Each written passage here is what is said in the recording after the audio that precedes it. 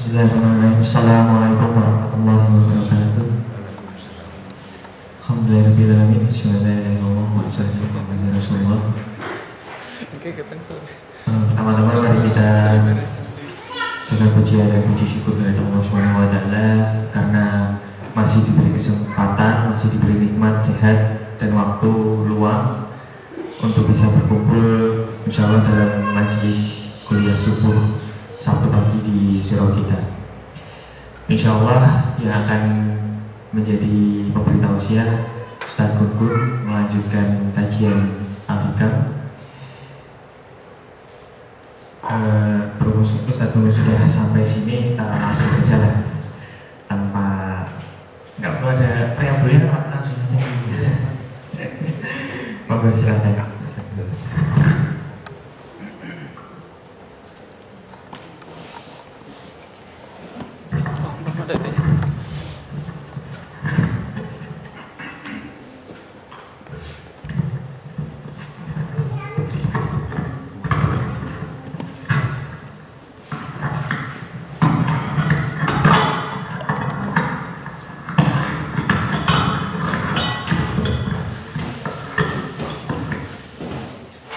Bismillahirrahmanirrahim.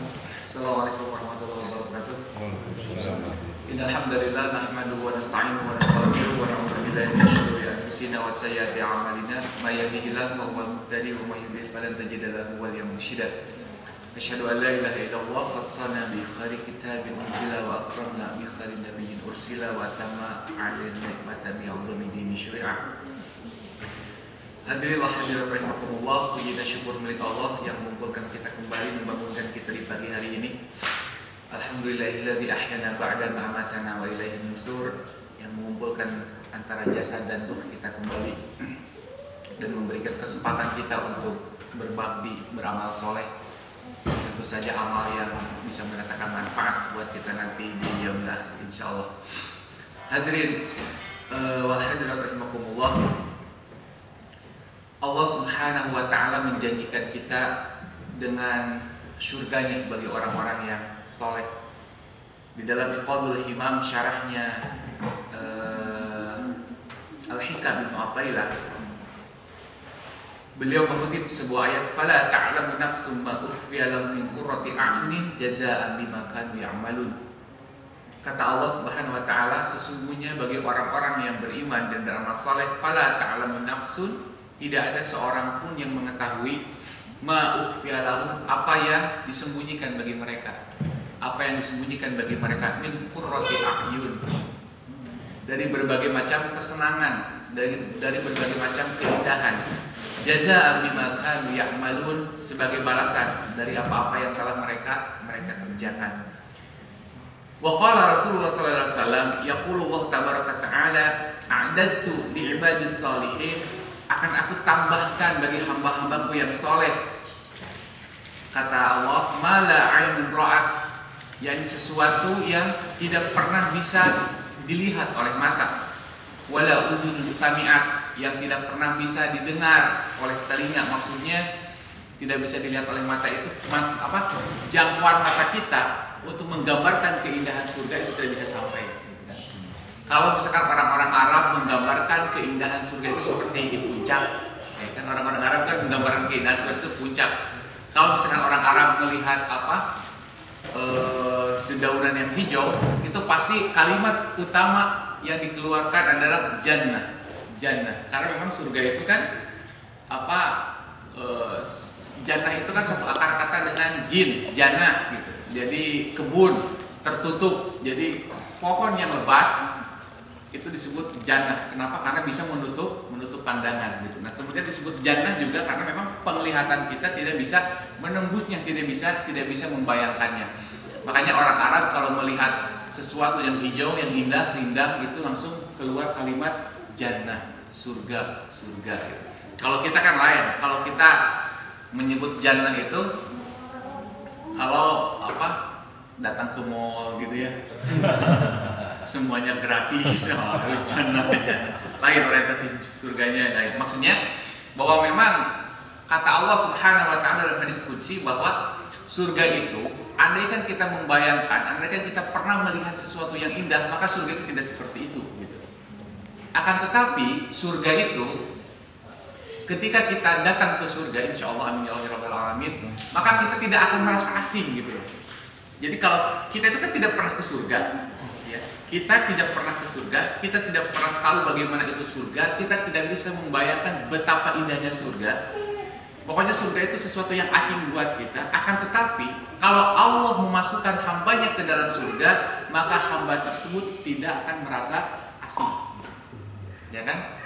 Beda kalau misalkan kita masuk ke sebuah tempat yang begitu indah, maka seindah apapun tempat itu, kalau kita belum pernah memasukinya, maka kita akan merasa asing. Seindah apapun tempat itu, kita masih celengak-celinguk gitu kan. Seindah apapun itu. Orang menyebut New Zealand itu kan indah alamnya, ya kan? Orang New Zealand tanya, ya kan?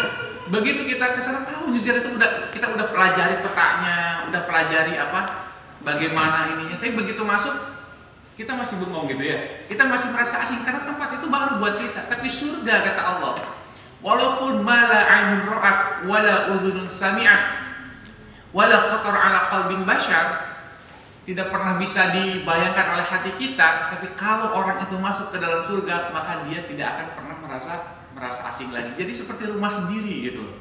Itu luar biasanya. Makanya buah yang disediakan oleh Allah Subhanahu wa taala nanti di surga, buah itu ketika kita, walaupun buah itu nggak ada di dunia kan, tapi kita memakannya seperti buah yang biasa kita makan gitu. Subhanallah, surga yang Allah janjikan buat kita. Kemudian kata beliau mengutip sebuah hadis dari Abu Al-Ansari, untuk mendapatkan semua itu, untuk mendapatkan kenikmatan yang Allah janjikan, Rasulullah SAW bersabda, halu anfusakum bit-ta'ah, hiasilah diri-diri kalian itu dengan ketaatan. Hiasilah diri kalian itu dengan ketaatan. Bikin jiwamu itu manis, halu. Bikin jiwamu itu manis, bikin jiwamu itu indah, bit-ta'ah, dengan ketaatan kepada Allah Subhanahu wa ta'ala. Untuk apa? Untuk mendapatkan yang dijanjikan oleh Allah Subhanahu wa ta'ala. Wa albisuha kina'al mukhafah, kina'al bakhafah. Kemudian apa? Baju apa maksudnya? Pakailah gitu, maksudnya apa? Wa albisuha, ditutupilah, hiasilah jiwamu itu kina al-maqafah, dengan perasaan takut, dengan baju ketakutan, dengan baju ketakutan. Orang yang pintar adalah orang-orang yang memiliki ketakutan yang tinggi kepada Allah Subhanahu wa ta'ala. Kata Nabi, al-qayyisu man dana nafsa wa amila lima ba'dal maut. Orang kayis itu cerdas, adalah orang-orang dana nafsa, mampu mengendalikan jiwanya, mampu mengendalikan hawa nafsunya, mampu mengendalikan egonya. Kenapa? Karena ada makhafah, karena ada ketakutan yang luar biasa gitu di dalam diri seorang hamba tersebut. Makanya kata Nabi, halu anfusakum bit-ta'ah wa albisuha kina'al makhafah. Maka pakailah baju ketakutan untuk dirimu tersebut. Pakailah baju ketakutan untuk jiwamu tersebut. Karena orang-orang yang beruntung adalah orang-orang yang memiliki ketakutan yang tinggi. Di dalam Quran surat An-Nazi'at, Allah Subhanahu wa taala mengatakan, fa'amma man tagha wa athara hayatad dunya fa innal jahima hiya ma'wa wa amma man khafa maqama rabbih wa amma man khafa, adapun orang-orang yang khafa, orang-orang yang takut, wa amma man khafa maqama rabbih, karena keberadaan Allahnya, karena keberadaan Rabbnya, fa innal jannata hiyal ma'wa, bagi mereka orang yang memiliki ketakutan yang tinggi, maka surga yang dijanjikan oleh Allah Subhanahu wa ta'ala. Makanya kata Nabi sallallahu alaihi wasallam, kalau kita menginginkan apa yang dijanjikan oleh Allah Subhanahu wa ta'ala, halu anfusakum bit-ta'ah, bikin jiwamu itu manis, bikin hiasan di dalam jiwamu itu dengan ketaatan. Perbanyaklah ketaatan kepada Allah Subhanahu wa taala. Kenapa? Karena keimanan akan semakin naik, akan semakin meningkat ketika kita memperbanyak ketaatan kepada Allah Subhanahu wa taala. Al-iman yazidu bit ta'ah wa yanqusu bil maksiyah. Kalau kita meninggalkan ketaatan kepada Allah, kalau kita mengurangi kegiatan-kegiatan ibadah kita, maka kemaksiatan akan masuk. Al-Qari menyebutkan di dalam syarah Imam Tirmizi bahwa seseorang itu tidak akan sanggup mengumpulkan di dalam dirinya antara kesibukan dia di dalam dunia dengan kecintaannya kepada akhiratnya. Jadi tidak mungkin ada orang-orang yang bisa mengumpulkan kedua hal tadi. Orang yang sibuk di dunianya dengan kehura-huraannya, kemudian dia bisa sibuk dalam ibadahnya, tidak mungkin. Gitu. Kata Al-Qari dalam Tuhfatul Ahwazi, syarah Imam Tirmidzi. Sama seperti misalkan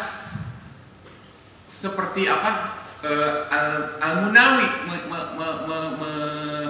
mengibaratkan seorang laki-laki yang mempunyai 2 istri, katanya gitu ya.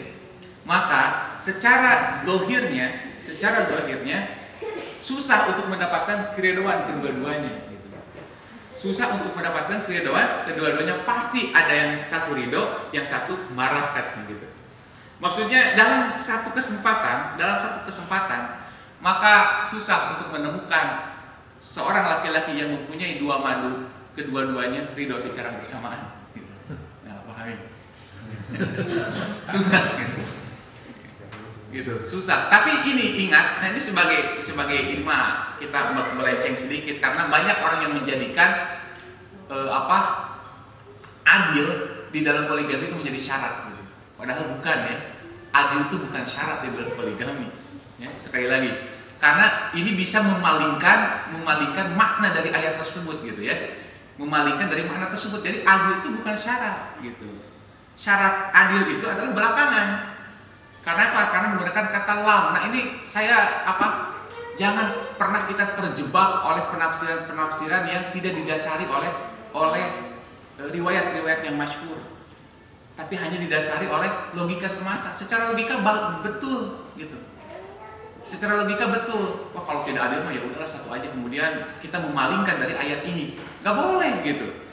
Kenapa? Karena kata Allah, kebolehan seorang laki-laki, maaf ya Bu ya, ini mah kita hanya sebatas pengetahuan saja, bukan untuk dipraktekkan Kang Denny ya. Maksudnya gini, kata Nabi, fankihu ma taubalakum minan nisa masna. Fankihu, nikahilah oleh kalian perempuan yang kalian inginkan, masna 2, wasulas 3, waruba 4. Jadi nikahi dulu 2, 3, 4. Fa illam ta'dilu, kemudian setelah menikah kalian tidak bisa berbuat adil, wahidatan. Nah, satu aja lah gitu. Kenapa? Karena kata Nabi, orang yang ini sebagai dalil juga. Kata Nabi, orang yang melakukan ta'addud, melakukan poligami, kemudian dia tidak bisa berbuat adil, Nabi menjanjikan nanti di akhirat dia akan dengdek sebelah. Apa dengdek itu? Miring sebelah, itu janjinya Bu. Nah, itu dipegang tuh hadis Nabi itu. Jadi orang yang melakukan ta'addud, poligami, akan tetapi dia tidak bisa berbuat adil, maka di akhirat nanti akan diperlihatkan dia akan jalan dengan cara yang miring gitu. Yaitu miring sebelah. Itu ancaman dari Nabi, makanya hati-hati juga. Tapi ingat, sekali lagi, ancaman-ancaman tersebut bukan mengalihkan kita dari kebolehan seorang laki-laki berta'addud, berpoligami gitu ya. Gitu. Nah, jadi ke situ ya. Ini hanya sebatas pengetahuan, jadi jangan sampai kita itu termakan oleh tafsir-tafsir yang sebenarnya itu nggak berdasarkan dalil, hanya berdasarkan logika saja. Memang betul gitu ya. Kalau memang tidak berani, ya udah satu aja. Tapi jangan memalingkan kebolehannya. Kita harus meyakini bahwa ini perintah, bahwa ini bukan perintah, maaf. Bahwa ini hukum yang mubah. Jadi jangan sampai dijadikan haram karena orang tidak bisa berbuat adil.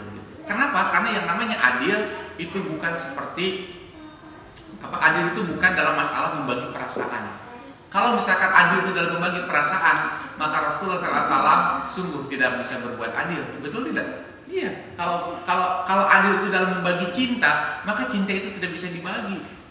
Seorang yang punya dua anak, apakah sama kecintaannya antara anak yang satu dengan anak yang kedua? Kan tidak ya. Pasti ada perasaan yang berbeda. Nah gitu. Jadi adil itu ada adil dalam sesuatu yang dohir saja, karena perasaan tidak bisa dibagi dua. Nah makanya orang yang cinta terhadap dunia dan orang yang sibuk dengan akhirat itu tidak mungkin bisa berkumpul dalam satu jiwa. Kalau kita menginginkan kehidupan akhirat, kata Al-Manawi, maka kita harus meninggalkan hura-hura di dunia. Makanya kata Nabi sallallahu alaihi wasallam, waj'alu akhiratakum li anfusikum wa sa'yukum li mustaqarrikum. Jadikanlah akhirat kalian itu bagi kalian sebagai tempat untuk berakhir, sebagai tempat persinggahan terakhir. Jadikan akhirat itu sebagai tujuan terakhir kita, sebagai tempat tinggal terakhir kita. Kemudian wa'lamu annakum an qalilin rahilun. Ketahuilah bahwa kalian ini, kata Rasulullah SAW, sedang berada di persinggahan yang begitu sebentar. Kita ini hanya rehat sejenak di dunia ini. Sama seperti kita melakukan perjalanan dari Melbourne ke Sydney misalkan. Apakah kita, kecuali kalau nginep dulu lain gitu ya, di tengah perjalanan kita ngisi bensin, kemudian rehat sejenak, itulah dunia buat akhirat kita. Makanya kata Nabi, waj'alu akhiratakum li anfusikum wa sa'yukum li mustaqarrikum. Jadikan akhirat itu sebagai tujuan tempat tinggal terakhir kita, dan kita harus berusaha untuk menggapainya. Sementara dunia ini, wa'lamu annakum an qalilin rahilun. Sementara dunia ini kita hanya beristirahat sejenak, kita hanya beristirahat sebentar. Wa ilallahi sa'irun, dan Allah tempat bermuara kita, Wala yubni ankum hunalika illa salihun amalin qaddamtumuh. Kata Rasulullah SAW, jangan pernah kalian merasa cukup dengan apa-apa yang ada di dalam genggaman kalian, illa salihun amal, kecuali kalian itu memiliki amal soleh yang banyak. Jangan kita pernah merasa nyaman ya, alhamdulillah, rumah sudah ada, istri sudah ada, gitu kan. Kemudian pekerjaan sudah mapan. Fala tubni, jangan kalian merasa cukup dengan hal-hal seperti itu. Tapi kalian harus merasa cukup dengan apa? Solihun amal. Kalian harus merasa cukup dengan amal soleh. Maksud merasa cukup di sini, perbanyaklah amal soleh, dan tidak boleh merasa saya sudah cukup beramal. Kemarin juga saya sudah banyak sholat di Masjidil Haram, kan masih punya tabungan tuh 100.000 setiap ramadan. Bukan begitu ya. Maksud merasa cukup di sini, yang kita itu harus merasa cukup ketika kita sudah banyak mengumpulkan amal. Tapi orang yang banyak mengumpulkan amal, dia tidak akan pernah merasa cukup dengan amalnya. Itu rumusnya. Jadi orang yang banyak amal, dia tidak akan pernah merasa cukup dengan amalannya. Rasulullah SAW, seorang nabi, orang yang paling soleh, orang yang dijamin masuk surga, orang yang tidak pernah merasa cukup dengan amalnya. Nabi itu tidak pernah merasa cukup dengan amalnya. Nah makanya kata Rasulullah SAW, wala yugni ankum hunalika ila salihun amal. Kalian itu harus merasa kaya itu ketika kalian memperbanyak amalan soleh. Jangan pernah kalian merasa cukup dengan apa-apa yang ada di dalam genggaman kalian, yang hanya bersifat duniawi semata. Au husnu thawabin juzitumu. Kalian itu harus merasa cukup ketika kalian punya jaminan bahwa kalian memiliki thawab, memiliki pahala yang besar di akhirat. Nah makanya siapa yang tahu bahwa kita itu sudah berpahala? Siapa yang tahu bahwa amalan-amalan kita itu sudah dijamin diberikan pahala, diberikan jaza? Tidak ada yang tahu. Makanya karena ketidaktahuan itu, kita harus memperbanyak amal soleh gitu. Makanya kata Nabi, kalian itu jangan pernah merasa cukup dengan sesuatu yang ada di dalam kalian, tapi kalian harus merasa cukup dengan amal soleh yang kalian kerjakan, atau kalian merasa yakin bahwa kalian itu punya pahala di yaumil akhir. Tapi masalahnya tidak ada seorang pun yang tahu apakah amalnya itu diterima atau tidak. Semakin orang itu tidak tahu, semakin orang itu punya ketakutan, maka dia akan semakin banyak beramal. Makanya indah hadis Nabi ini. Di awal Nabi mengatakan halu anfusakum bita'ah, hiasilah diri kalian itu dengan ketaatan, kemudian wal bisu ina'al maqafa, dan pakailah baju ketakutan di dalam jiwamu itu. Biar apa? Biar banyak beramal. Karena kita tidak pernah tahu apakah amalan kita itu berpahala atau tidak. Kemudian kata Nabi sallallahu alaihi wasallam, "Innakum innama taqdumuna 'ala ma qaddamtum." Sesungguhnya kalian itu akan mendapatkan apa-apa yang kalian kerjakan.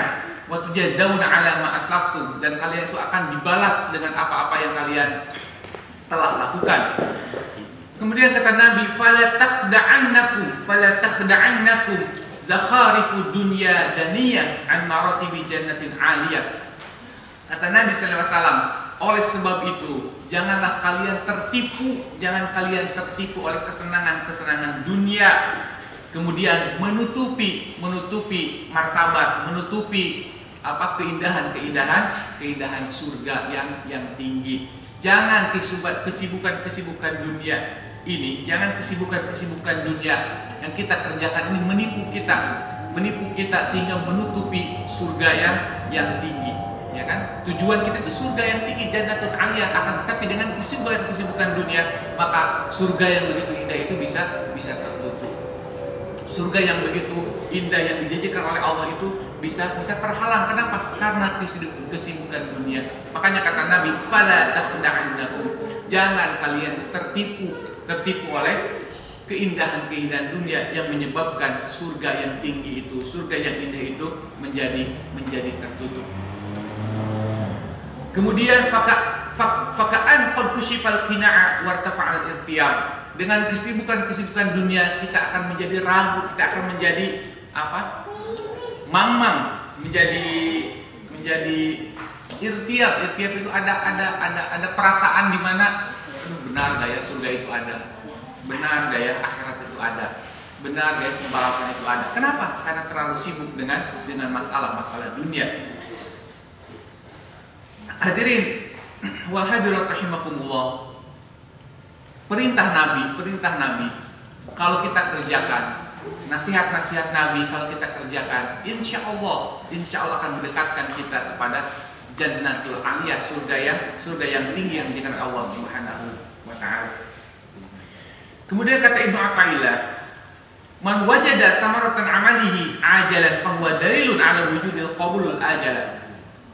Kata Ibnu Athaillah, barang siapa yang merasakan buahnya amal, barang siapa yang merasakan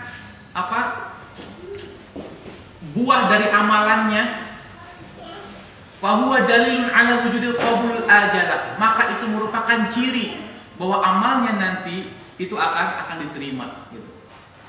Jadi kata Ibnu Athaillah, barang siapa yang merasakan buahnya dari beramal, barang siapa yang sudah merasakan nikmatnya dari beramal ketika dia di dunia, maka itu merupakan ciri bahwa amalnya nanti di akhirat akan diterima. Gitu. Jadi man wajada samaratun amalihi ajala, barang siapa yang merasakan buahnya beramal ketika di dunia, fahuwa dalil, maka itu merupakan dalil bahwa amalan-amalannya nanti akan diterima di akhirat. Kemudian Ibnu Ajibah mengatakan, samaratul amal, buah dari amal itu adalah apa? Lazidut ta'ah, lezatnya ketika dia melakukan ketaatan. Jadi kalau ada orang yang sudah merasa lezat dengan ketaatan, kalau sudah ada orang yang merasa nikmat menjalankan ketaatan, itu adalah sebuah ciri, kata Ibnu Athaillah, bahwa amalnya nanti akan diterima di akhirat. Jadi Kalau ada orang itu sudah merasa rindu untuk bermunajat kepada Allah, orang itu sudah merasa kangen dengan sholat, sebagaimana Nabi SAW, qurratu aini fis sholat, kata Nabi, nikmatnya, istirahatnya jiwaku, tenangnya jiwaku itu ada di dalam sholat. Kenapa? Karena sudah merasakan ladzatut ta'ah, lezatnya taat kepada Allah Subhanahu wa taala. Nah, ini merupakan ciri bahwa nanti di akhirat amalan-amalannya pasti bakalan diterima oleh Allah Subhanahu wa taala.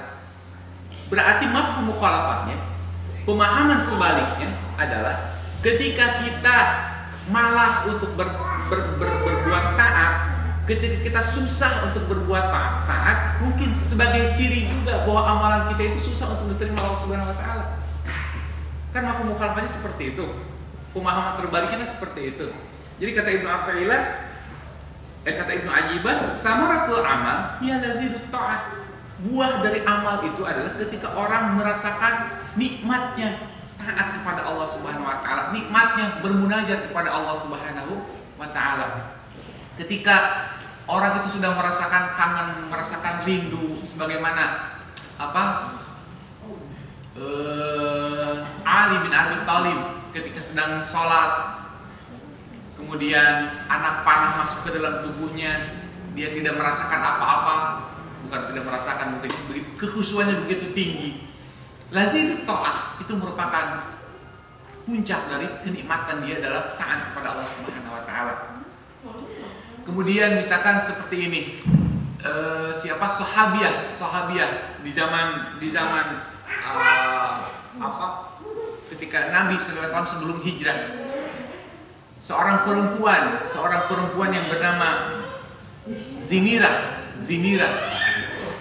pernah dengar kan apa nama Zinirah? Apa namanya, nama lengkapnya saya lupa. Bentar.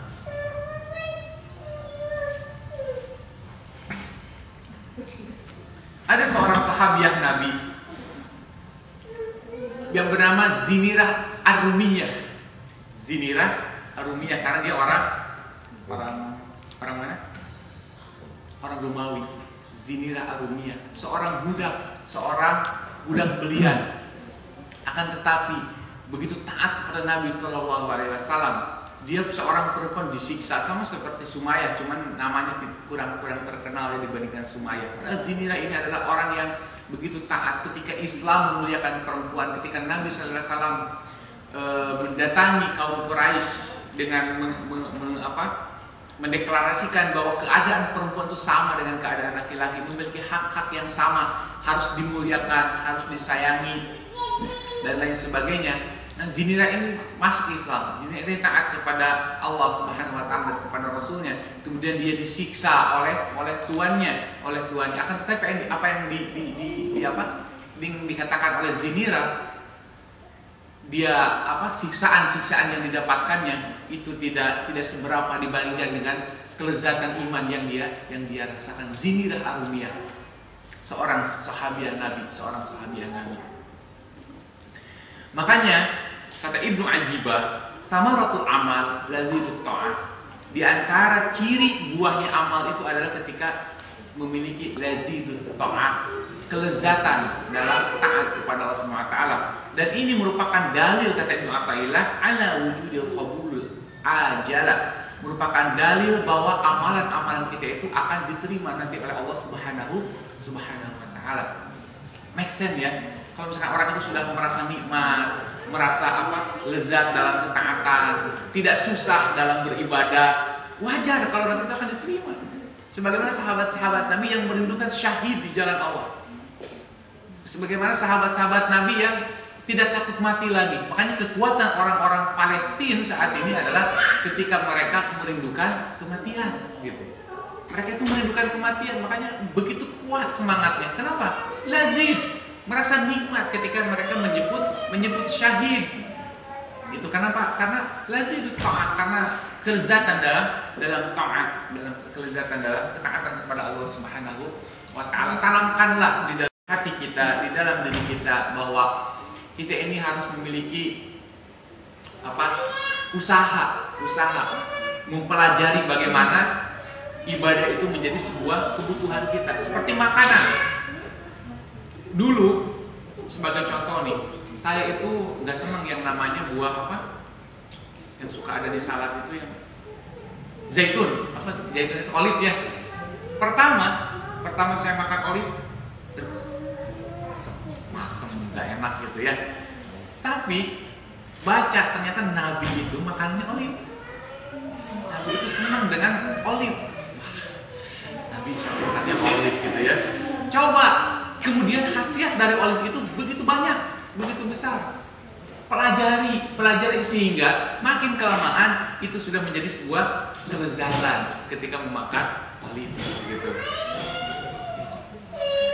Tapi olive-nya satu kayaknya banyak gitu ya. Pokoknya maksudnya semua orang itu bisa belajar dalam hal apapun gitu. Semua orang bisa belajar dalam hal apapun, sama seperti, tapi ada satu hal yang saya tidak bisa belajar, yakni memakan alpukat. Pak, Bu, saya ini dari dulu nggak bisa makan alpukat. Walaupun saya punya pohonnya, nggak senang yang namanya alpukat. Sudah dipelajari, saya makan dipelajari. Kata ibu saya kan dulu kalau di kampung gitu ya, bodoh katanya bisa alpukat. Rugi katanya gitu kan. Maksud bodoh di sini ya rugi katanya gitu kan. Orang nggak senang alpukat. Semua orang kan hampir semua senang yang namanya alpukat kan. Termasuk cuma dikasih apa gula di atasnya gitu ya. Saya kalau cuma dikasih gula, wah maaf maunya keluar lagi gitu alpukat itu. Udah coba di jus, walaupun misalkan udah apa cuma dikit-dikit udah dicampur dengan si cendol apalah, ada kerasa alpukatnya udah saya tinggalin gitu. Nggak tahu, itu nggak bisa belajar yang namanya alpukat. Tapi maksudnya gini, kalau misalkan dipaksakan apapun, kita bisa menjadi kebiasaan, bisa menjadi kenikmatan. Sama seperti makan tadi olive lah. Awal-awal saya memakan olive itu nggak enak, tapi makin kesini belajar. Nah sama dalam ketaatan juga. Sholat, jangan jadikan sholat itu sebagai kebiasaan yang keseharian, tidak memiliki efek apa-apa, tidak memiliki dampak apa-apa. Kita tidak memiliki ketertarikan khusus dengan yang namanya sholat. Pelajarilah bagaimana sholat itu menjadi sebuah kelezatan buat kita. Bagaimana kita belajar terus-menerus sehingga sholat itu merupakan kenikmatan, qurratu ain kata Nabi sallallahu alaihi wasallam, kelezatan, ketenangan di dalam hati. Belajar. Insya Allah bisa. Seperti saum misalkan, ada orang-orang yang sudah tidak bisa meninggalkan saum Senin Kamis. Kenapa? Karena sudah merasa nikmat dengan saum tersebut. Ada orang-orang yang sudah ada orang-orang yang tidak bisa meninggalkan sholat duha misalkan. Kenapa? Karena sudah bisa merasakan kelezatannya, merasakan kenikmatannya. Samaratul amal. Buah dari amalan itu adalah lazimut ta'ah. Dia merasakan kelezatan dalam taat kepada Allah Subhanahu wa taala. Dia sudah merasakan nikmatnya menjalankan ketaatan kepada Allah Subhanahu wa taala. Sama ketika mereka menjalankan hukum-hukum Allah. Ketika mereka menjalankan hukum Allah, maka yang diambil adalah teks awalnya dulu, bukan penafsirannya dulu. Ya kan? Seharusnya seorang mukmin itu seperti itu. Al-ibratu bi umumil lafzi la bi khususis sabab. Dalam kaidah usul kan seperti itu. Dalam ajaran agama yang diambil itu adalah umumnya lafaz, bukan karena khususnya sebab. Bukan karena asbabun nuzulnya, bukan. Karena asbabun nuzul itu hanya sebuah kasus saja. Sementara kita harus mengambil ngambil pelajaran dari umumnya lafaz. Apapun asbabun nuzulnya, akan tetapi kalau ibrohnya umum, maka ambillah ayat tersebut secara umum, bukan secara khususkan dulu waktu zaman ini. Berarti kan tidak berlaku lagi, nggak boleh seperti itu dalam mengambil hukum Allah SWT. Sama seperti misalkan masalah jilbab buat perempuan, buat akhwat ya. Banyak orang-orang yang menafsirkan menafsirkannya itu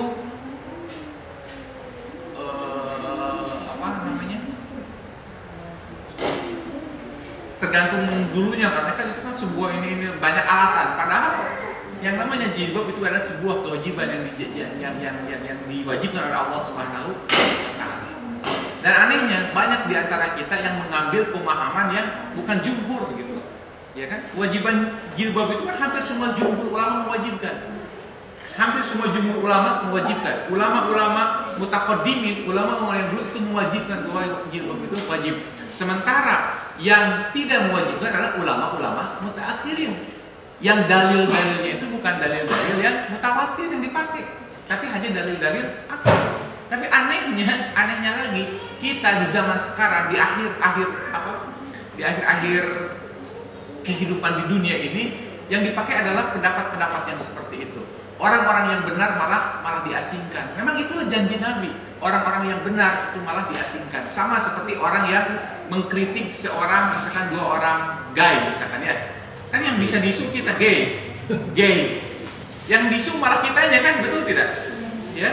Misalkan ada 2 orang laki-laki berjalan misalkan, kemudian kita ngomongin misalkan. Kita bisa disu, aneh kan? Yang benar malah yang dituntut. Nah, sementara di dalam Islam, ketika kita melihat kemaksiatan seperti itu, harus ada benci di dalam hati kita. Jangan kita terbiasa.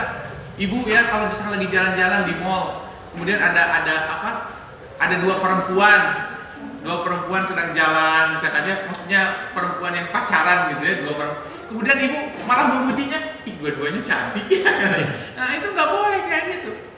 Itu kemaksiatan itu. Harus ada kebencian dalam hati kita, harus ada rasa jijik ketika melihat kemaksiatan. Harus ada rasa jijik, jangan sampai kita dikondisikan menjadi biasa ketika kita melihat kemaksiatan. Ketika kita melihat liwat laki-laki dengan laki-laki, kemudian kita merasa biasa aja. Jangan sampai. Bagi seorang muslim haram hukumnya melihat kebiasaan dalam maksiat gitu. Haram. Jadi ketika ada sesuatu yang diharamkan oleh Allah, harus ada tertanam kebencian, jijik dalam hati kita. Jangan sampai kita terkondisikan menjadi biasa. Misalkan, teman-teman saya juga gay semua, teman-teman saya juga lesbi semua. Harus ada rasa jijik dalam hati kita. Jangan sampai kita terbiasa. Sama seperti kita melihat aurat di pantai. Jangan kita merasa terbiasa dengan itu, karena itu haram dilihat buat kita. Haram gitu. Jangan kita terbiasa melihat maksiat. Jangan dibalikan. Sementara yang ingin menjalankan ketaatan malah dianggap asing. Contoh kasus yang sederhana. Ada seorang perempuan jilbabnya panjang. Kemudian ditanya oleh seorang perempuan yang tidak berjilbab, "Bu, Teh, kalau teteh ini aliran Islam apa ya?" katanya. "Kok jilbabnya panjang?" katanya. "Alhamdulillah saya mah Islam aja gitu kan, enggak ada pakai aliran-aliran. Enggak pakai aliran cunceng lah, aliran apalah." Dia nanya terus, "Kan di Islam tuh banyak alirannya," katanya, "kan bahkan ada aliran sesat gitu." Jadi teteh jawabnya aliran sesat mungkin ya. Karena mungkin panjang gitu. Enggak, si teteh ini enggak marah, enggak, biasa aja gitu kan. Kemudian balik tanya, "Nah, kalau teteh Islamnya aliran apa? Kok nggak pakai jilbab?" Malah marah dia. Dia kan aneh gitu ya. Aneh gitu. Yang bener malah dianggap aneh, sementara yang nggak bener malah dianggap bener. Kan gitu di kita itu sekarang. Akhir zaman memang seperti itu. Karena akan bermunculan ulama-ulama yang berbicara tanpa ilmu. Bukan ulama ya. Ya ulama-ulama apa kata Nabi itu disebutnya. Dia berbicara tanpa ilmu, sehingga dalil-dalil yang mereka kemukakan adalah hanya dalil-dalil syahwat, ahlul hawa. Kata Nabi itu ahlul hawa, orang-orang yang hanya berorientasi kepada hawa nafsunya. Kemudian kata Ibnu Ajibah, yang namanya samaratul amal wa halawatul munajat, merasakan manisnya ketika dia bermunajat kepada Allah Subhanahu wa taala, merasakan manisnya ketika dia berdoa kepada Allah Subhanahu wa taala. Berapa sering kita merasakan nikmat ketika kita berdoa? Kadang kita berdoa itu hanya sebatas yang kita hafal, kemudian ucapan spontan aja. Habis sholat, kemudian peribadatan ke sana, tapi tidak bermakna. Tidak bermakna, hanya sebatas hafalan saja yang keluar dari mulut kita. Ketika kita dalam sholat misalkan, berapa sering kita itu benar-benar ucapan itu keluar dari lubuk hati yang paling dalam. Ketika kita mengucapkan Rabbighfirli misalkan, berapa sering kita merasakan manisnya ketika kita meminta kepada Allah Subhanahu wa taala. Berapa sering kita merasakan nikmatnya ketika kita memohon kepada Allah Subhanahu wa taala. Di dalam sholat kita bisa bikin presentasi ya. Kalau ketika kita tahiyat misalkan, apakah ucapannya kita ucapkan itu hanya sebatas hafalan saja, at-tahiyatulillah, shalawatullah. Atau benar-benar dimaknai at-tahiyatulillah, wassalawat, wat-tayyibat. Itu kan doa kepada Nabi awal-awalnya ya, at-tahiyatulillah, wassalawat, wat-tayyibat. Kemudian doa kepada apa? Kepada orang-orang muslim, kepada saudara-saudara kita, kemudian sholawat kepada Nabi. Kemudian doa di akhir kita, Allahumma inni a'udzubika min azabi jahannam wa min azabil qabr wa min fitnatil mahya wal mamat wa min fitnatil masyihid dajjal. Itu kan doa yang dicontohkan Nabi di akhir ayat. Doa ini penting, Bu, Pak. Kenapa? Karena kata Nabi sallallahu alaihi wasallam, doa di akhir itu kan kita memohon perlindungan dari yang namanya dajjal. Nah, banyak di antara kita, banyak di antara umat Islam tidak merasa khawatir dengan kemunculan dajjal. Kenapa? Orang Islam itu tidak akan mengalami dajjal, kita akan mati dulu baru. Itu nggak boleh punya perasaan seperti itu. Tidak boleh kita memiliki perasaan seperti itu. Karena kata Nabi SAW, Dajjal itu akan muncul ketika orang-orang sudah melupakan membicarakannya. Ketika ulama-ulama tidak berbicara lagi di mimbar-mimbarnya, maka Dajjal itu akan muncul. Pak, Bu, jangan kita terjebak oleh pemikiran-pemikiran yang aneh, penafsiran-penafsiran yang aneh bahwa Dajjal itu hanya sebuah simbol. Tidak. Dajjal itu bukan simbol. Nah, ini banyak juga di antara kita dan anehnya yang memahami pemahamannya adalah orang-orang pintar gitu ya. Dajjal itu hanya merupakan simbol saja katanya. Dajjal itu hanya merupakan simbol kekuasaan orang-orang Eropa katanya dan lain sebagainya. Padahal Dajjal ini jelas di dalam hadis-hadis masyhur, di dalam hadis-hadis yang mutawatir, Dajjal itu makhluk anak Adam yang sudah diciptakan. Dajjal itu sudah ada. Tapi sekarang masih dalam kondisi terikat. Dajjal itu menurut ciri-ciri Nabi, tubuhnya kekar, pendek, kemudian rambutnya keriting. Ini Dajjal akbar ya. Kan Dajjal itu banyak. Kata Nabi sebelum kiamat, Dajjal itu akan muncul 30 Dajjal. Dajjal itu secara bahasa adalah pendusta dan penipu. Dajjal itu. Ya kan sudah bermunculan nih kalau yang 30 ya. Mungkin si Sa'i Baba juga termasuk Dajjal yang 30 itu ya. Pernah dengar Sa'i Baba kan? Sa'i Baba itu mungkin termasuk Dajjal juga. Karena Dajjal itu, jadi sebelum Dajjal akbar, sebelum Dajjal besar, maka akan diawali oleh 30 Dajjal kata Nabi. Di mana mereka itu senang menipu, berbohong dan lain sebagainya. Akan tetapi kalau Dajjal akbar nanti di akhir kiamat, Al-Masih Ad-Dajjal adalah Dajjal yang memiliki ciri-ciri yang disebutkan oleh Nabi.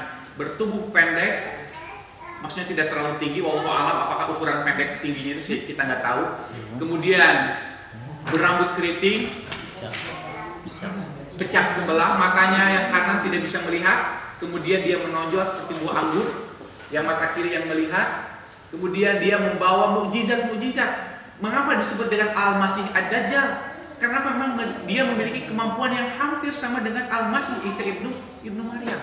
Dajjal bahkan mungkin kalau disebutkan lebih hebat, bisa lebih hebat lagi daripada Isa ibnu Maryam daripada sisi mukjizat. Dajjal dia bisa mendatangkan surga dan neraka. Kata Nabi SAW, kalau dia membawa surga dan neraka, maka pilihlah nerakanya, karena nerakanya adalah surga buat kita dan surganya adalah neraka buat kita. Kemudian kata Nabi, dia itu bisa membawa api dan air.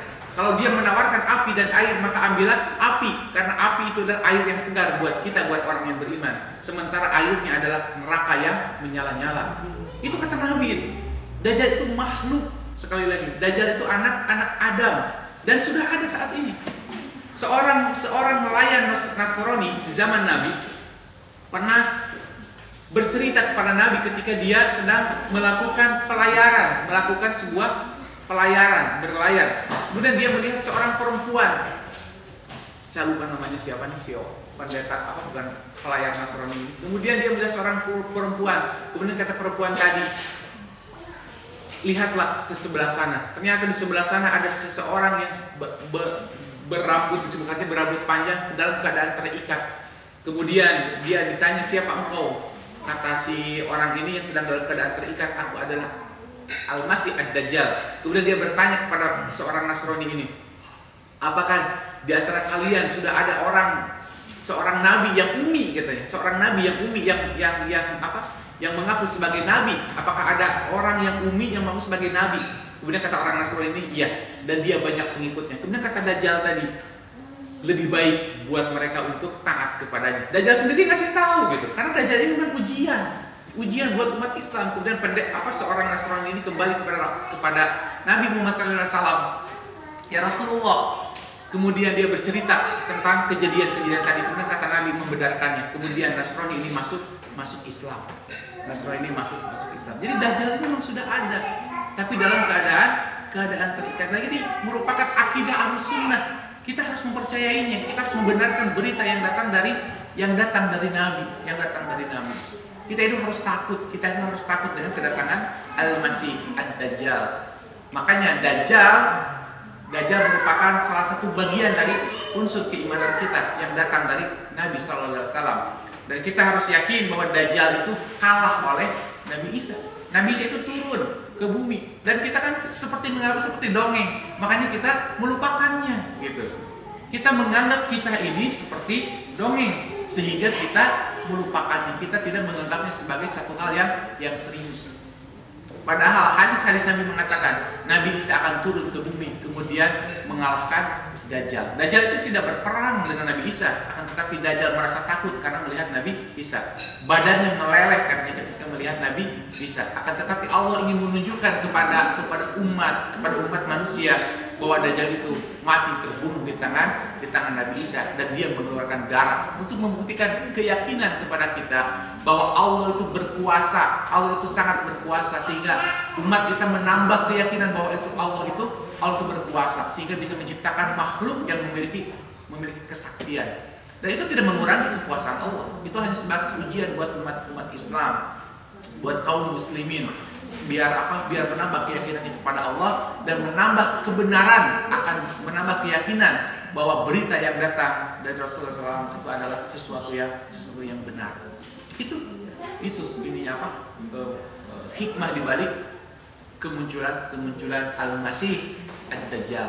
Makanya di dalam doa tahiyat, di akhir doa tahiyat harus serius membacanya. Kenapa? Karena di antara samaratul amal sekali lagi adalah halawatul munajat, nikmatnya ketika kita bermunajat kepada Allah. Jadi walaupun yang dibaca itu adalah Al-Masih Ad-Dajjal dan mudah-mudahan kita tidak mengalaminya, kita harus berdoa kita tidak mengalaminya, bukan berarti kita tidak serius membacanya. Ini cuma dongeng gitu ya, ini macam enggak. Siapa tahu kita mengalaminya. Makanya berdoa itu harus serius, harus halawah, memiliki kenikmatan ketika kita berdoa. Walaupun mungkin mudah-mudahan kita tidak mengalaminya, tapi tetap doanya harus serius gitu. Walaupun kita berdoa berlindung dari fitnah Dajjal. Kemudian kata Ibnu Ajibah, wa asul qalbu bil muraqabah.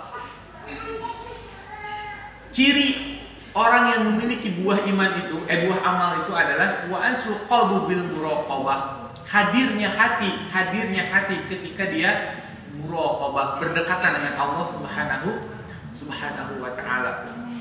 Hatinya itu hadir, hati itu dekat ketika bermuraqabah, ketika dia berdekatan dengan Allah Subhanahu wa taala.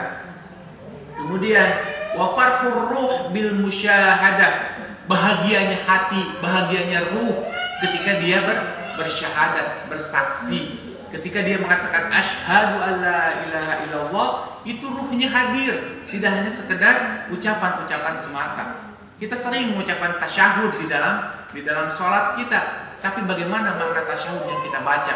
Bagaimana makna syahadat yang kita baca? Kita mengatakan asyhadu alla ilaha illallah, tapi kita masih wa asyhadu anna Muhammadar Rasulullah. Saya bersaksi bahwa tiada Tuhan selain Allah dan tiada Muhammad kecuali utusan Allah. Dan kita harus meyakini kan, ketika kita bersyahadat seperti itu, kita harus meyakini ucapan-ucapan Nabi. Kita harus meyakini bagaimana perintah-perintah Nabi, jangan menyelisihinya. Maksudnya begini, ketika Nabi misalkan mengatakan bahwa ikutilah sunnah-sunnahku dan ikutilah sunnah khulafaur rasyidin dan orang-orang setelahnya, itulah generasi terbaik. Nah, tidak boleh ada keyakinan kebenaran kedua di dalam hati kita. Kita tidak boleh mengakui kebenaran yang lain gitu.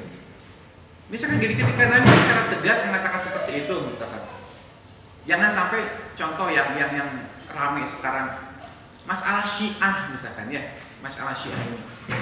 Kalau kita baca kitab-kitab Syiah, memang sudah jauh melenceng dari Ahlus Sunnah gitu. Jadi jangan sampai kita taunya itu hanya sebatas beda pemahaman doang, bukan. Itu mendasar itu antara Syiah dan Sunnah itu. Jangan sampai kita dibodoh-bodohi. Itu kan hanya politik aja. Tidak, bukan. Baca kitab-kitab Syiah itu memang kotor isinya. Maaf, saya bilang kotor. Bagaimana orang-orang Syiah itu di dalam doa agungnya itu menghinakan Abu Bakar, menghinakan Umar bin Khattab, melecehkan Siti Aisyah yang itu dianggap mulia oleh Nabi Sallallahu Alaihi Wasallam. Ya bagaimana kalau ini bertentangan dengan perintah Nabi? Jadi kita tidak bisa menganggap Syiah itu sebagai saudara lagi. Beda antara perbedaan kita dengan antara NU Muhammadiyah itu lain lagi. Gitu. Tapi kalau dengan Syiah ini udah bukan masalah sepele gitu. Jangan pernah kita dibodoh-bodohi dengan ini hanya politik saja, ini hanya ini. Kalau kita baca kitab-kitab Syiah itu luar biasa sekali. Doa agungnya saja adalah mengutuk Abu Bakar As-Siddiq dan Umar bin Khattab. Itu doa agung mereka. Sementara kedua orang ini itu sangat dimuliakan oleh Nabi. Bahkan ada seorang Syiah yang mengatakan, andaikan aku masuk surga, katanya, dan aku ketemu di dalam surga itu dengan Umar bin Khattab, maka aku akan meminta kepada Rabb keluarkan aku dari surga. Coba sampai seperti itunya. Nah kan kita yang tahu cuma kulit-kulitnya doang. Kita hanya tahu sebatas tata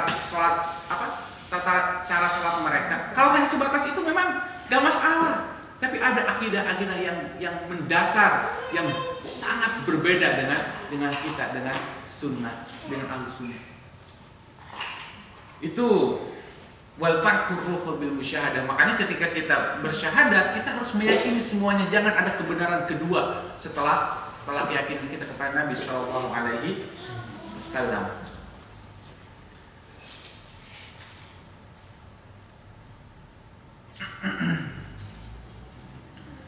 Hadirin wa hadirat rahimakumullah.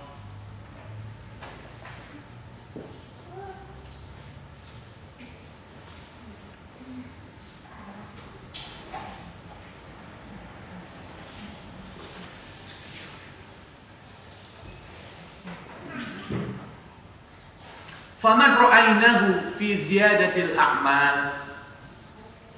Barang siapa yang sudah melihat bertambahnya amal, wa taraqi fil ahwal, dan bertambahnya dalam segala hal, alimna annahu wajada li amalihi samarah.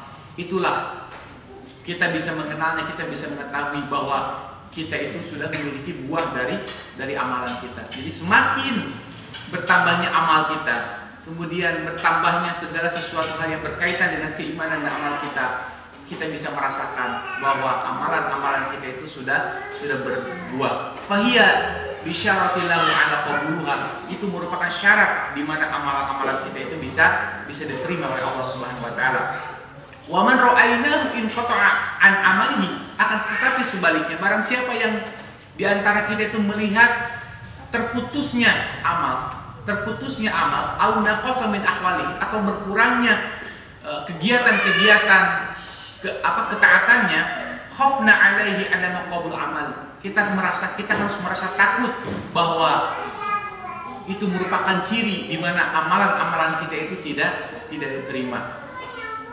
Jadi kata Ibnu Ajibah, barang siapa yang dia sudah melihat bertambahnya amal, kemudian bertambahnya dalam segala sesuatu hal yang ketaatan kepada Allah Subhanahu wa taala, maka kita bisa mengetahui bahwa itu merupakan buahnya amal, dan mudah-mudahan itu merupakan syarat bahwa amalan kita itu akan diterima. Akan tetapi waman ra'aynahu in qata'a an amalihi, akan tetapi barang siapa yang terputus amalan-amalannya, au naqasa min ahwalihi, atau berkurang dari kegiatan-kegiatannya, khafna alaihi adama qabul a'malihi, maka kita harus merasa takut bahwa hal tersebut merupakan ciri bahwa amal kita itu tidak akan diterima.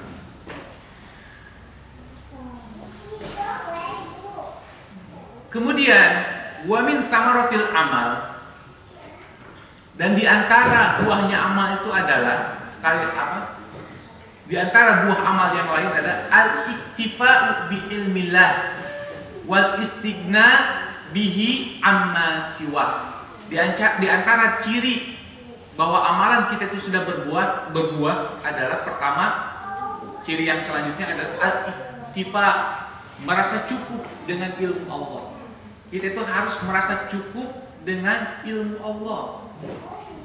Kita itu harus merasa cukup dengan segala sesuatu yang telah ditetapkan oleh Allah Subhanahu wa taala. Wal istighna, dan kita sudah merasa tidak membutuhkan lagi bihi amma siwa. Kita tidak membutuhkan lagi dari selain Allah.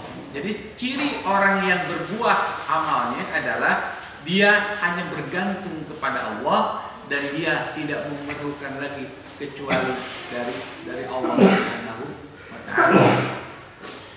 Kemudian Syekh Zarruq menambahkan al-hayatut thayyibah. Dia menambahkan bahwa orang-orang yang berbuah amalnya adalah hayatut thayyibah. Dia memiliki kehidupan yang baik, kehidupan yang bagus. Wa nufudul kalimah. Nufudul kalimah itu dia diberikan nufudul kalimah itu kekuasaan. Wantifaul hazan, kemudian dia tidak memiliki kesedihan lagi. Lifarhi bil minat, dia tidak memiliki kesedihan lagi ketika dia ditimpa ujian. Kata Ibnu Zarruq, kata Syekh Az-Zarruq, bahwa orang yang diterima amalnya, bahwa orang yang memiliki buah dari amalannya adalah hayatan thayyibah. Ini berdasarkan dalil man amila sholihan min zakarin aw unsa. Barang siapa yang beramal soleh, baik itu laki-laki atau perempuan, wa huwa mu'min, dan dia beriman, falanuhyiyannahu hayatan thayyibah, maka Allah akan menghidupkannya, maka Allah akan hidupkan dia dalam kehidupan yang thayyibah, dalam kehidupan yang baik. Bahkan dalam Quran surat Baldatun thayyibatun warabun ghafur. Ya kan, baldatun thayyibatun warabun ghafur itu bisa terbentuk ketika masyarakat yang soleh. Masyarakat yang soleh. Kemudian qila hiya al-qanaah. Kemudian hayatan thayyibah itu adalah ketika dia memiliki sifat qanaah. Wa qablu hiya ridha wa taslim. Dia memiliki perasaan ridho dan pasrah kepada Allah Subhanahu wa taala. Wa tahqiqi annaha al-ma'rifah, dia memiliki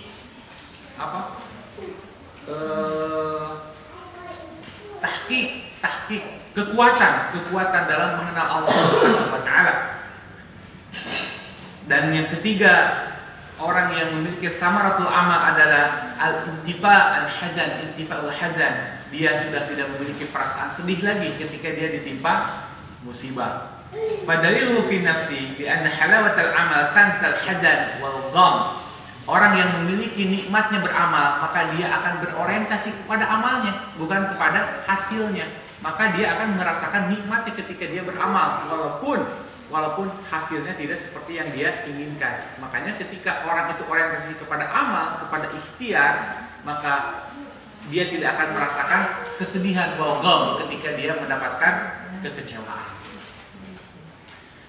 Li'anna syabihatu binil jannah, karena sesungguhnya Allah itu akan melihat orang itu dari amalannya, bahwa surga itu merupakan balasan bagi orang-orang yang senantiasa beramal. Wa qala ta'ala fi sya'ni ahlul jannah. Kemudian Allah Subhanahu wa taala mengatakan di dalam Al-Quran bahwa orang-orang di surga nanti akan mengatakan alhamdulillahilladzi adhaba 'anna al-hazan. Segala puji bagi Allah Subhanahu wa taala yang telah azhaba itu, yang telah menghilangkan anna dari kami al-hazan, kesedihan. Kenapa? dengan surga. Jadi kesedihan-kesedihan yang ada di dunia ini itu akan terhapus ketika orang-orang soleh itu mengingat surga Allah Subhanahu wa Ta'ala. Jadi kesedihan-kesedihan yang dialami di dunia ini itu tidak seberapa. Kehilangan anak, misalkan anak orang-orang di Palestina, mungkin sedih sebentar, tapi ingat bahwa mereka itu akan dijamin surga oleh Allah Subhanahu wa Ta'ala, sehingga kesedihan-kesedihan tersebut tidaklah nampak dan tidak berkepanjangan. Kenapa? Karena Allah menjanjikan surga yang begitu indah, surga yang begitu indah. Hadirin rahimakumullah, demikian yang bisa disampaikan pada pagi hari ini. Mudah-mudahan menjadi ilmu dan amal buat kita semua, sehingga kita semakin memperdalam ketaatan kita kepada Allah Subhanahu wa Ta'ala, semakin meningkatkan kelezatan kita dalam taat kepada Allah Subhanahu wa Ta'ala, sehingga kita merasakan manisnya bermunajat kepada Allah Subhanahu wa Ta'ala. Aqulu qouli hadza wa astaghfirullah li wa lakum walhamdulillahirabbil alamin. Wassalamualaikum warahmatullahi wabarakatuh.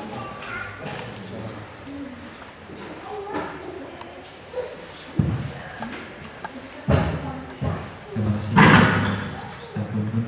Ini langsung saja, jika ada yang ingin disampaikan atau ditanyakan,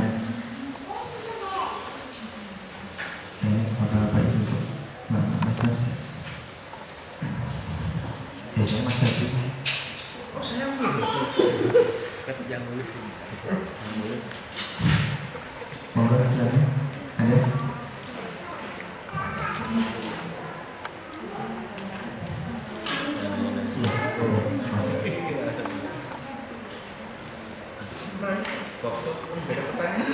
Assalamualaikum warahmatullahi wabarakatuh.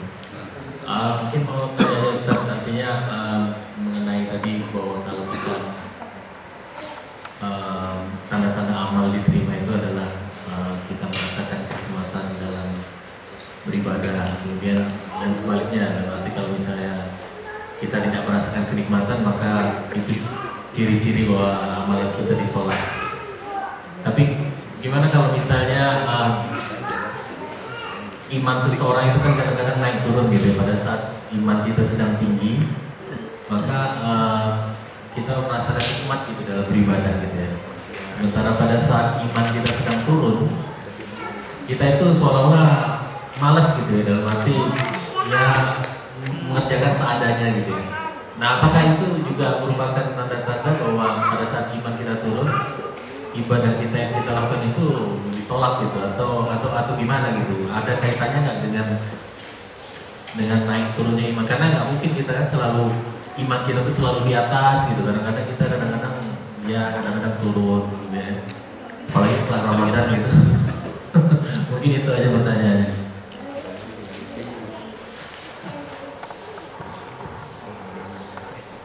Iya, ini pertanyaannya susah. Ya memang karena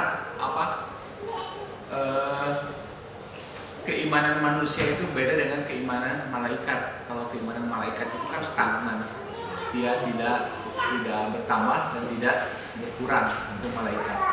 Dan iman manusia juga tidak seperti imannya iblis, tidak seperti imannya iblis, di mana iman mereka itu selalu turun terus-terusan gitu ya. Kita itu beriman manusia biasa yang kadang naik dan kadang turun.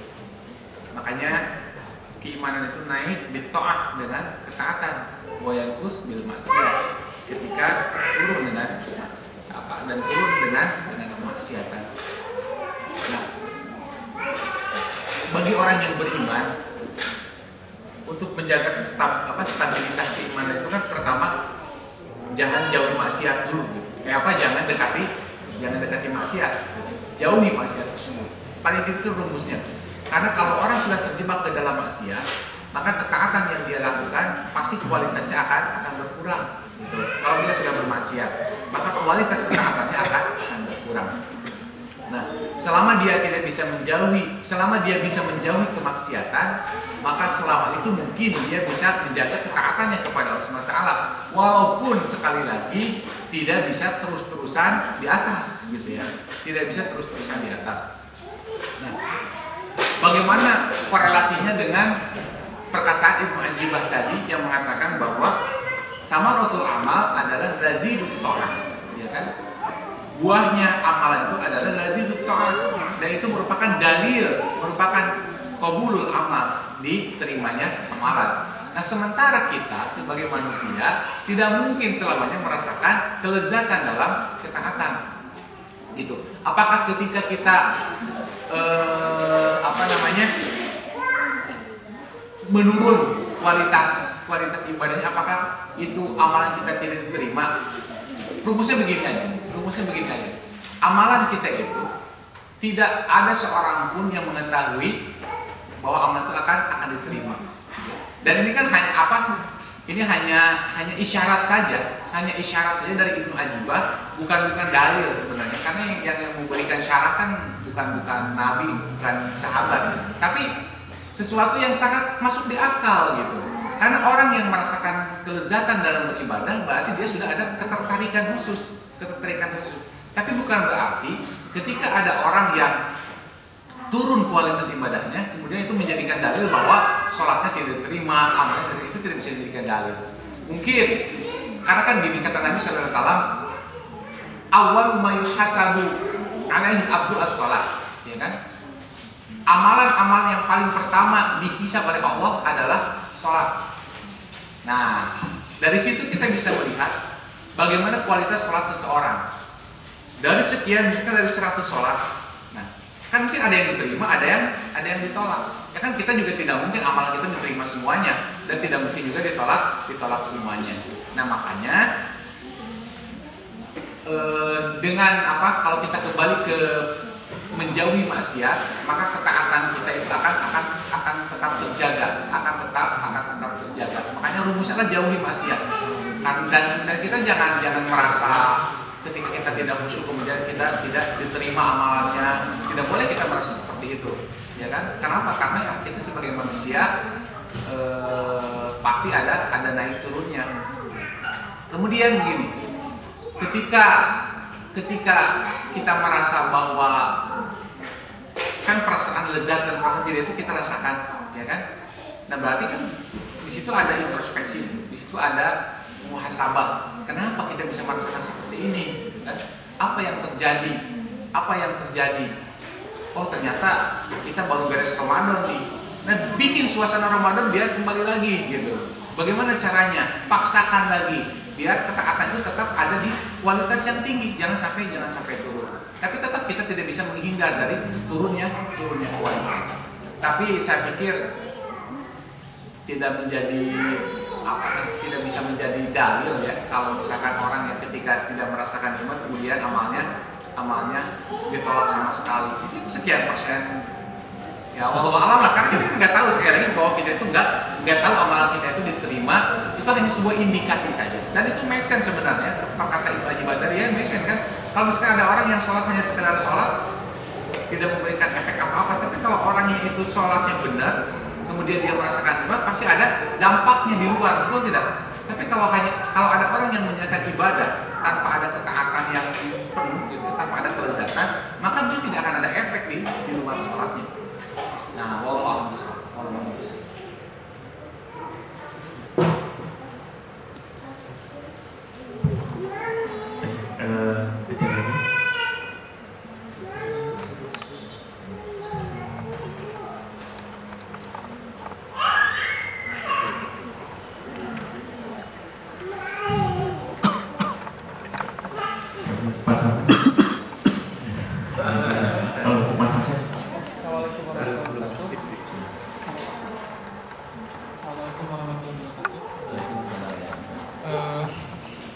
Tertarik dengan cerita Dajjal tadi. Kalau sedikit bisa diulas, riwayat Dajjal itu mulai kelahirannya, kemudian itu dari zaman apa, dari keterangan-keterangan, kemudian sekarang seperti apa gitu ya, diikat itu di mana, seperti apa menurut keterangan, dan nanti kemunculannya sedikit diulas. Terima kasih.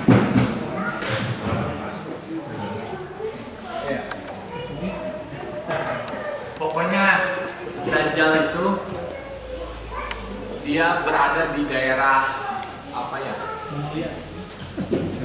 daerah Sod.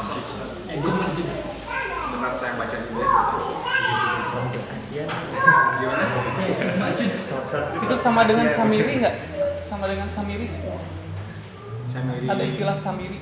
Samiri itu zamannya Nabi Musa. Beda ya? Beda ya? Ya. Nah, kelahiran Dajjal itu walau alam sejak kapan Dajjal itu dibuat oleh Allah Subhanahu wa taala. Tapi sejak zaman Nabi Dajjal itu sudah ada. Makanya sejak zaman Nabi Dajjal itu sudah ada Dajjal itu. Sejak zaman Nabi. Nah, walau alam lahirnya kapan Dajjal itu. Tapi yang jelas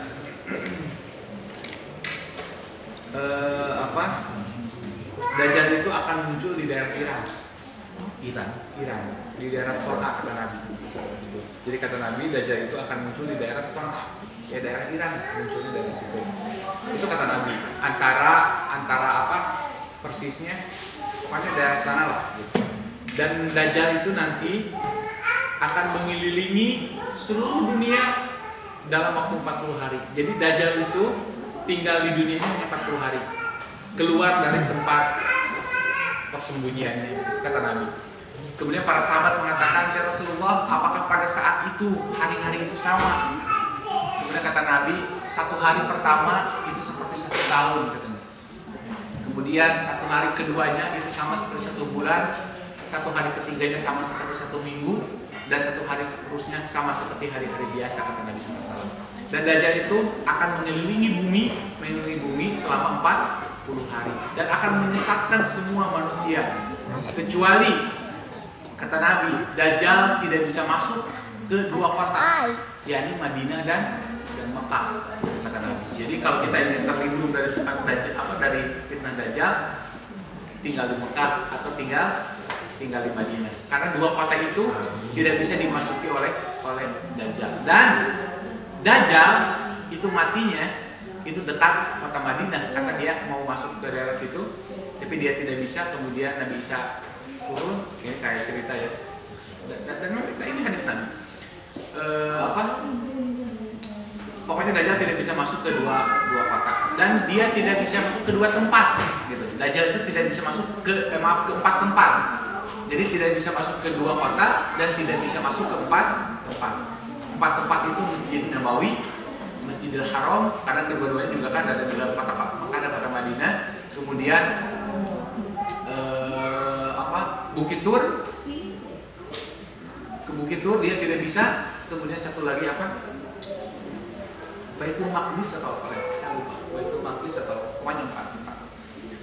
Kemudian apalagi tadi? Kemudian kata Rasulullah SAW, Dajjal itu muncul karena kemarahannya. Wallahu a'lam apa yang menyebabkan dia marah. Tapi kata Nabi, tidaklah Dajjal itu muncul kecuali karena kemarahannya, karena amarahnya. Wallahu a'lam apakah bentuk kemarahannya seperti apa akan disebabkan oleh apa itu yang namanya Dajjal. Dan Dajjal itu tidak ada di segitiga bermuda ya, sebagaimana yang dikatakan oleh orang itu tidak berdalil. Kalau Dajjal itu ada di segitiga bermuda itu tidak berdalil. Dan Dajjal itu di daerah ketika Dajjal itu diikat, itu si pelayan Nasrani itu sedang berlayar ke laut mana gitu lah, pokoknya di daerah sana, kalau alam saya lupa filmnya. Tapi yang jelas munculnya di daerah Son'a, selama 40 hari. Nggak lama Dajjal itu di bumi ya, selama 40 hari. Itu mungkin ada lagi yang ini tentang Dajjal. Itu mungkin kaitannya dengan hari akhir atau dengan perangnya dengan Yahudi Muslim itu terkait dengan kemunculan Dajjal itu. Iya, betul. Dan Yahudi itu adalah salah satu umat terbanyak yang mengikuti Dajjal. Yahudi itu. Jadi kata Nabi, 70.000 dari umat Yahudi itu akan mengikuti Dajjal. Mereka berjubah tebal bergaris kuning atau hijau gitu.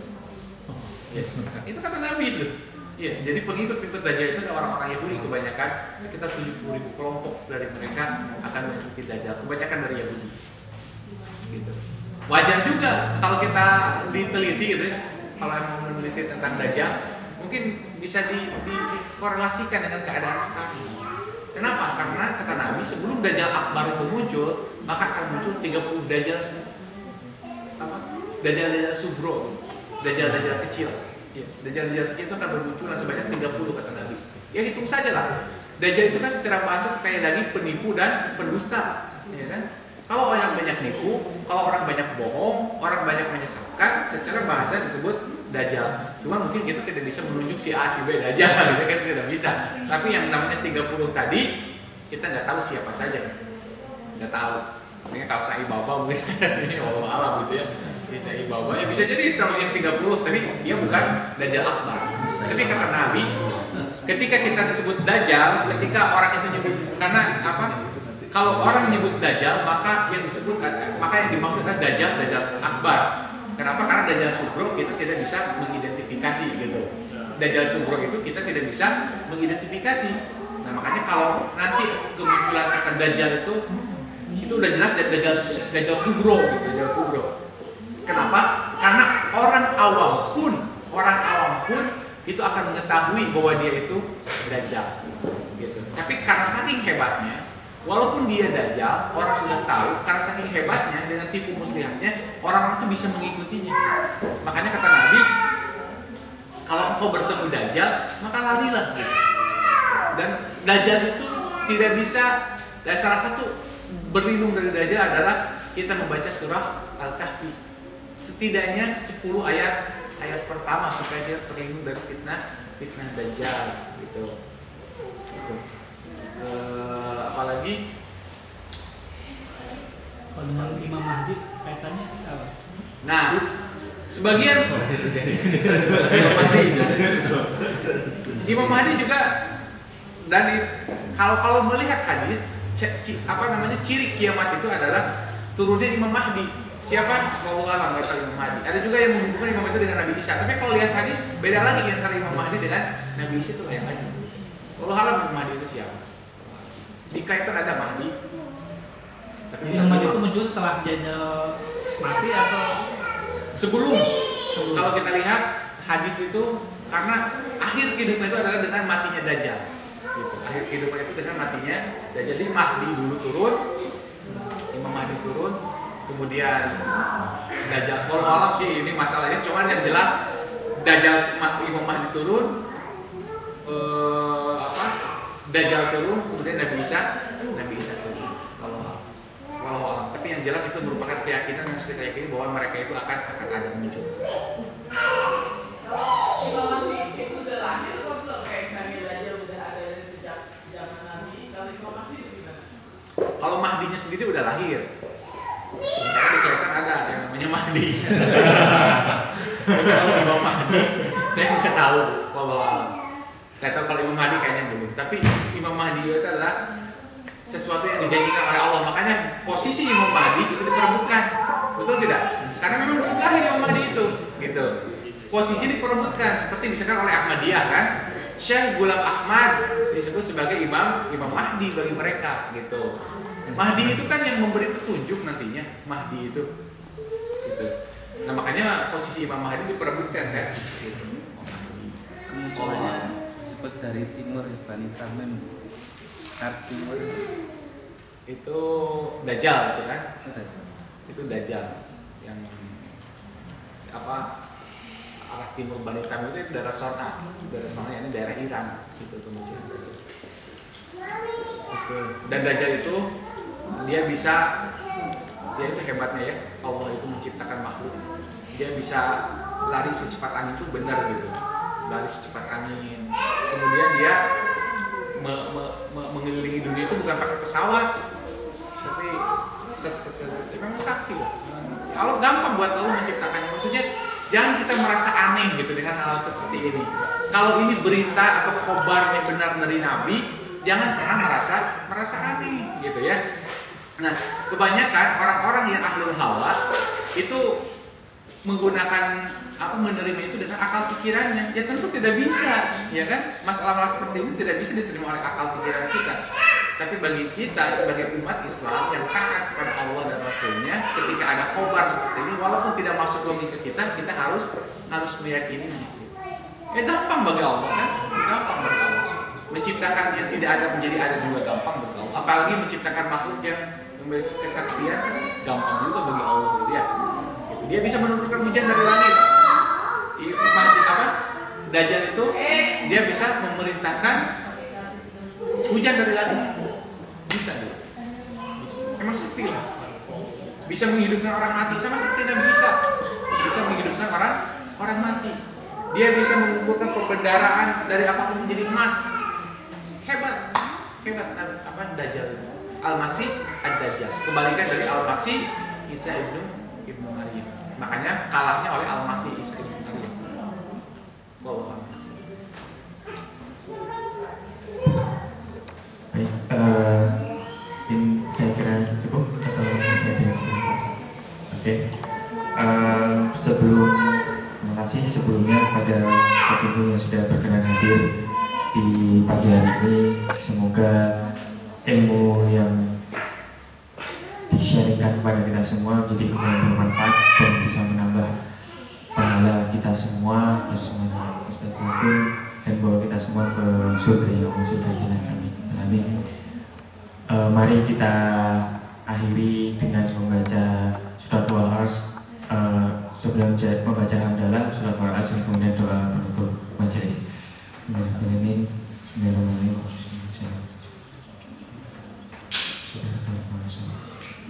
Subhanallah wa bihamdihi astaghfiruka wa atubu ilaik. Wabillahi taufiq wal hidayah. Assalamualaikum warahmatullahi wabarakatuh.